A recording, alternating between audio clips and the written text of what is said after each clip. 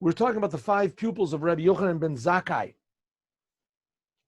And we're going according to the explanation of the Lubavitcher Rebbe that these 5 pupils were really 5 leaders of 5 different types of pupils, and what each one of them was praised in a unique way by Rabbi Yochanan ben Zakkai, and he asked each and every one of them, what is your idea of a good way of life that a person should have? And each one had a different idea. And then he said, what is a bad attribute that everyone should keep away from? And we enumerated that as well. Okay? So just to remind us what the good things are, good things. Good straight things, it says. One said to have a good eye, one said to be a good friend, one said to be a good neighbor, one said to consider what is the outcome of your deeds. And the greatest of them all, Rabbi Elazar ben Aruch said, you have to have a good heart. And Rabbi Yochanan ben Zakkai said, that's the best thing. Have a good heart, be positive, love everybody, have a good word to say all the time. Be positive hearted, look at the world in a positive way. Good heart, have good emotions. And then he said, what are the bad things that a person should keep away from? So here are the bad things that you should keep away from, right? We can avoid all these things. A bad eye, jealousy. A bad friend, right? Being selfish. A bad neighbor, don't be a bad neighbor. Rabbi Shimon said, don't borrow money and not pay it back. Repay your loans. And the last is have a good heart. Keep away from a bad heart. A bad heart. Don't be selfish. Good. That's what we finished last time. Let's go further. We are now in the 10th Mishnah of chapter 2. Hem omru shlosha devarim. I have here hem omru shlosha devarim. Yes. Each one shlosha devarim. Yeah, that's what it says. They said three things. Each one of these pupils said 3 things. Well, it takes a little bit of how do you say, imagination to see how each one of them is 3. So let's look and see. Okay, these are some of the greatest men that have ever lived in the history of the world. So if you want to get good advice, you have to, who is wise? Someone learns from everybody. It says, Ezu chacham alo made me call adam. So you have to learn from everybody, even from non-Jews and from everything. You can learn from everybody. But you have to be careful a little bit, what you learn from. There says that there was, the famous example was that Rabbi Meir learned from Elisha ben Avua. Elisha ben Avua was called Acher. Rabbi Meir is one of the pupils of Rabbi Akiva, and Elisha ben Avua was like, I guess, one of the compatriots of Rabbi Akiva. He went into heaven. It says the upper secrets of the Torah of Rabbi Akiva. Anyway, Elisha ben Avua was a tremendous genius, and he knew everything in the Torah, but he was a total apostate. He didn't believe in exactly what was his problem, I can't exactly figure out. But in any case, he says he cut the roots. He believed in there's 2 gods, or that this world is separate from the world, the upper worlds, whatever he believed. But anyway, he was what we call in English bad news. Elisha ben Avua. His name was Acher. And they say that Rabbi Meir used to learn from him. So they said, how can you do it? So he said, I eat the fruits and I throw away the shells. In other words, I'm able to discern from him what is good and what's not. Okay, that's not so good. Rabbi Meir could do it, but you have to be a wise man to learn from everybody. You have to be pretty wise in order to learn from everybody. It doesn't mean that you just learn everything from everybody. But okay, there are definitely destructive ideas in the world that are appealing, that are very appealing, and they really make a lot of sense. A lot of people. That's what one of the main things Mashiach is going to do is fill the world with the knowledge of God. Fill the world with the knowledge of God. Okay, I have to just 1 second. Let's see, there's somebody's calling me up. I have to try to eliminate this. There we go. Okay. They said three things. Now, these are like I said, these are the greatest minds possible, and people that really have tremendous experience and insight into life. So let's see what they have to say. That's what all of Pirkei Avot is, but these men especially. Let's see. They said three, each one said three lessons. First of all, let's take Rabbi Eliezer. Who was that? Rabbi Eliezer ben Hyrcanus. Omer said, Yehi kavod chavercha chavid alecha kishalach. Your friend's honor, to honor your friend, should be as great as your own. Don't be easy to anger. Don't get angry. And repent one day before you die. When is a person going to die? You got time, right? I got time. 100 years, right? Or really, you do really have time? I mean, there were people that were sitting in the Twin Towers, right? They were sitting high. They were the most secure place in the world. All of a sudden, an airplane comes and smashes and kills. A person doesn't know when the end is going to come. It's not a thing you should be worried about and thinking about all the time. But on the other hand, it's a very positive thing. We'll talk about this. You know, death has a very positive side to it. We'll see. I mean, it's better if there wasn't such a thing, but as there already is, so we can learn something positive. Let's see what it is. Let's learn the explanation of this. Okay, so do I have control over this here? Do I have control? Huh? No? Oh. 1 minute. No, I'm doing all sorts of things over here, making it jump around, but I do not see. Well, you can probably control it just what you see on your screen, making it smaller or larger. But I'm uploading it from my telephone. Because I don't know how to pass control over. I want to scroll down. You just tell me and I'll scroll down. Scroll down. That's it. Haim, they said three things. Haim, Talmidi Rabbi Yochanan and Zakkai. We said before, here, let me move my camera. The pupils of Rabbi Yochanan and Zakkai said the following. Each one said three things. Call echad mehem, each one. Haya Omer shlosha pitgamim musar. There were three things that they used to say commonly. It was commonly in their mouth. They used to say these three things. And what are they? Let's take Rabbi Eliezer. Rabbi Eliezer ben Hyrcanus said, Yehi kavod chavercha chabiv alecha kishalach. You should give honor to others as you would want them to honor you.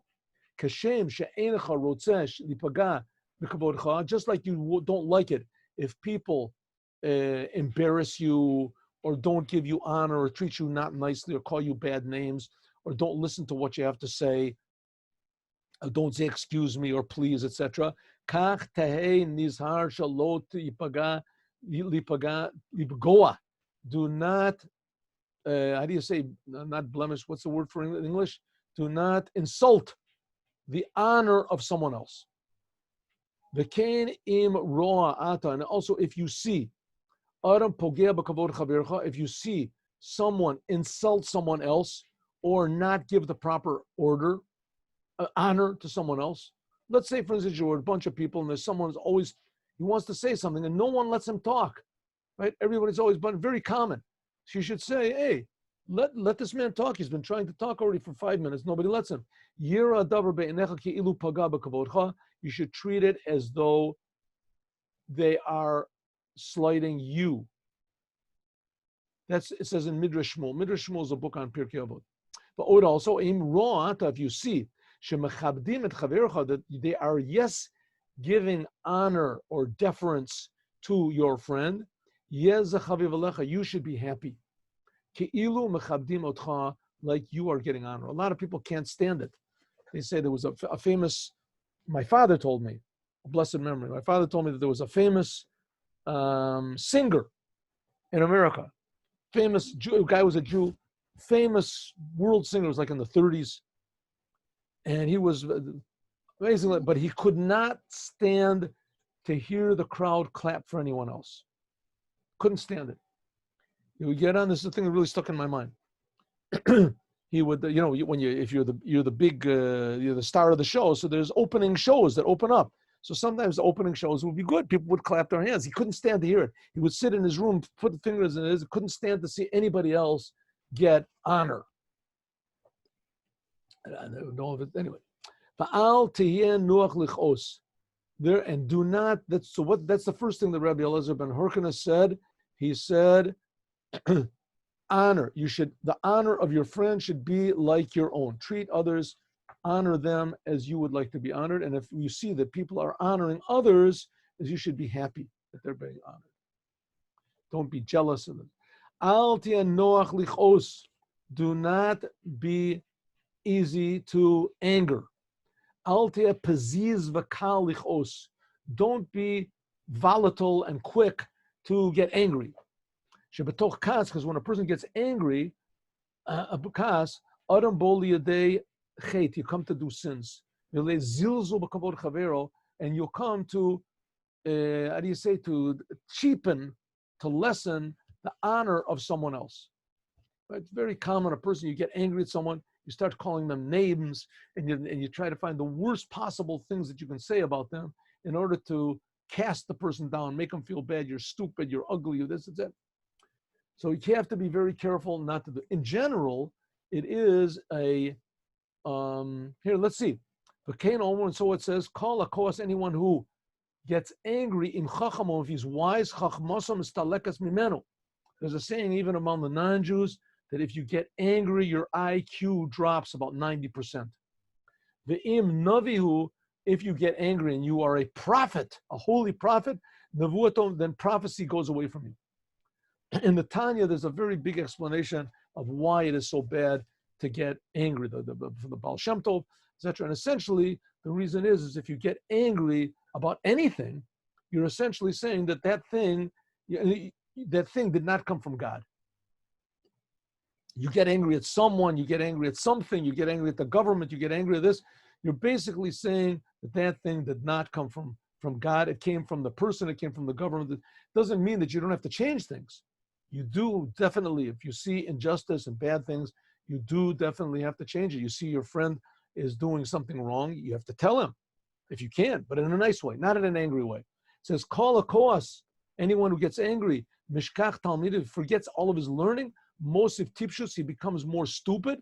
Shene'amar, like it says, al tavahel baruch lichos, do not be quick to anger, ki kas bechik kisilim yanuach, because anger in the bosom of fools rests. Because you want to make yourself a fool, easiest way is to get angry at people, and it really works that way. You see, you get angry, all of a sudden you break things, and you do also. They have absolutely nothing in relation to. Here, you see what's going on in America, right? You see what's going on in America. Exactly that. There's a good picture, right? The policeman did a bad thing. In fact, they killed this man unjustly. That's what it seems very obvious that they did. And everybody got angry. Good thing to get angry. But the anger took everybody over. And now they're doing much worse than the police did. And they're doing it also to their own friends. It's just totally self-destructive. I mean, this is on the supposition that it's out of control, that this is not intended what they're doing, which that's also not so sure. But in any case, anger is not a good thing. Even more, and that's why it says in the Tanya that if a person gets angry, he's worshiping idols because he's denying the existence of God. It says sometimes you're supposed to show anger, but to actually get angry about something, like I want to stress again, avoiding anger doesn't mean avoiding, being assertive and changing things and working and that's necessary. But to get angry about things is usually 99.9% of the time totally counterproductive. Okay, what is the third thing that Rabbi Elazar ben Hyrcanus said? Shuv yom echad lifnei mesasach. repent one day before you die. Ba'avot the Rabbi Natan, in this book, which is called the Avos of Rabbi Natan, it's explained, Sha'alu Talmidav Shel Rabbi Eliezer. They asked the pupils of this Rabbi Eliezer ben Hyrcanus, V'ki Adam Yodei is a Yom Yamut. Why did he say a thing like that? Do tshuva one day before you die. It just says, why didn't he just say, always do repentance, always be in a movement of repentance? Why is it one day before you die? Why do you have to throw in death for? A person knows when he's going to die.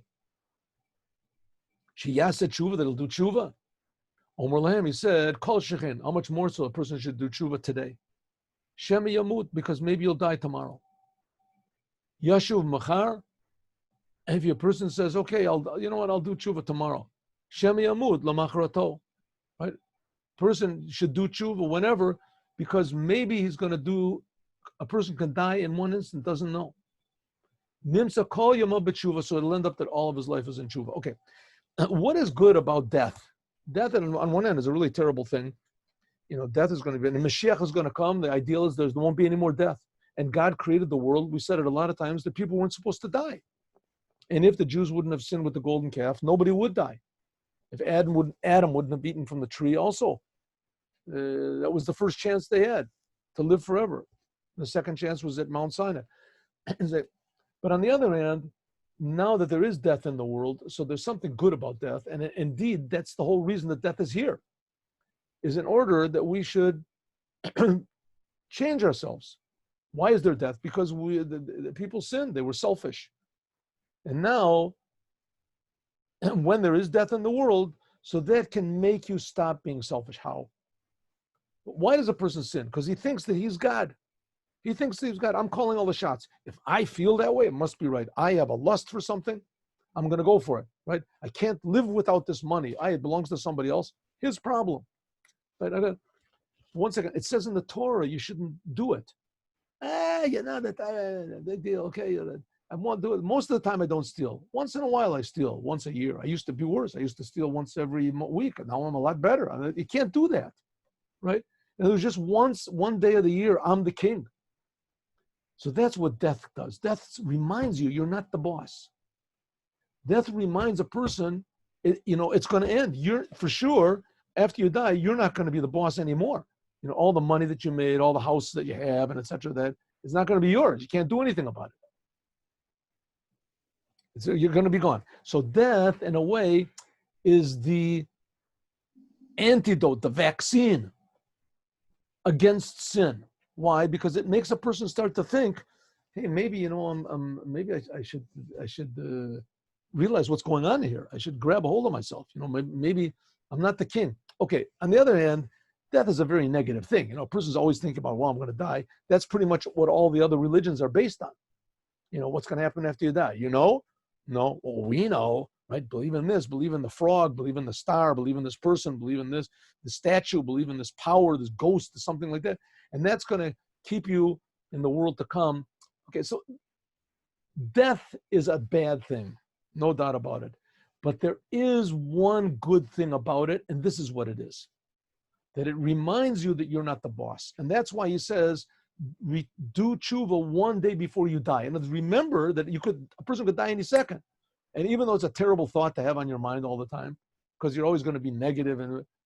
But on the other hand, there's that one little thing that's good, namely that it puts you in your place. And the Gemara, Hosif, it adds on, Av Shlomo, even King Solomon said, B'chachmaso, B'kol eit yu begadecha levanim. At all time, this is in Ecclesiastes, Kahelet, your garments should always be white. V'shemen al roshcha al tiachsar. And oil on your head should not be lacking. In the 35th chapter of the Tanya, Lamed Hey, it's a big explanation on this. Omer Rabbi Yochanan ben Zakkai said, Marshal, this can be prepared to a king. That he invited all of his servants to a meal.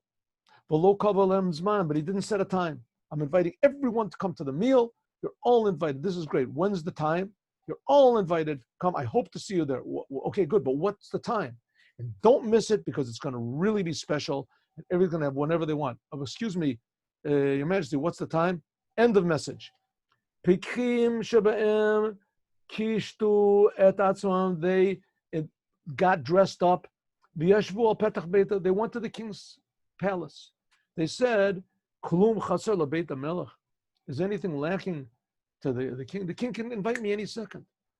Tipshin, the fools, holchul malachtam. They said, listen, when the king wants me, he'll call me again. Omu, they said, Klum ye suda beli toreach. Obviously, the king has to make an effort to make. It's going to take time to make this meal. So I'll. Yes. 1 second. Let me get reoriented here. Yes. I'm sorry. Oh, so we'll hear. We'll go to work and we'll send somebody that'll hear when they start to boil. They start to cook up the food. Pitom, all of a sudden, Bikesh Melech Lavadav. Pitom, everybody said, okay, that's it. The meal is now. Pikim Shebahem, this intelligent people, they were waiting there in front of the king, and they were all dressed up nice. The fools, Kishem Luchlachim, they also came immediately when they heard, but they're all dirty from their meal, from their work. Samach HaMelech Likros HaPitchim, the king was very happy with the wise, the smart people, Vakas, and he was very angry, Likrat HaTipshim, in front of the fools. So those were the three things that that Rabbi Eliezer said. Right? Wrong? Right? Wrong. You'll see that there's more things. That's why I said you have to sort of figure out what it is. Here, Rabbi Eliezer said three things. Listen, the honor of your friend should be dear to you like yours. Number one. Do not be easy. Do not get anger. Do not anger easily. Number two. And do tshuva one day before you die. Number three, right? Wrong. There's a different way to calculate it, because here you see there's going to be more. Look at this. Havi mitchamim keneged orim chachamim. You should warm yourself in front of the light, in front of the fire of the wise men. We're going to talk about this tomorrow. You should be careful with their coals, the wise men.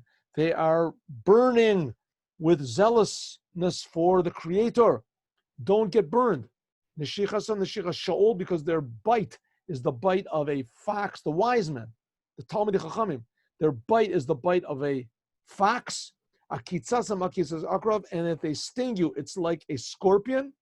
The lechisha and their poison, if you want to call it, we'll see what this means, is like a poisonous snake. And everything they say is like fiery flame. What does this mean? There's not nice things to say about the wise men. We'll see what it means tomorrow. Now let's do a little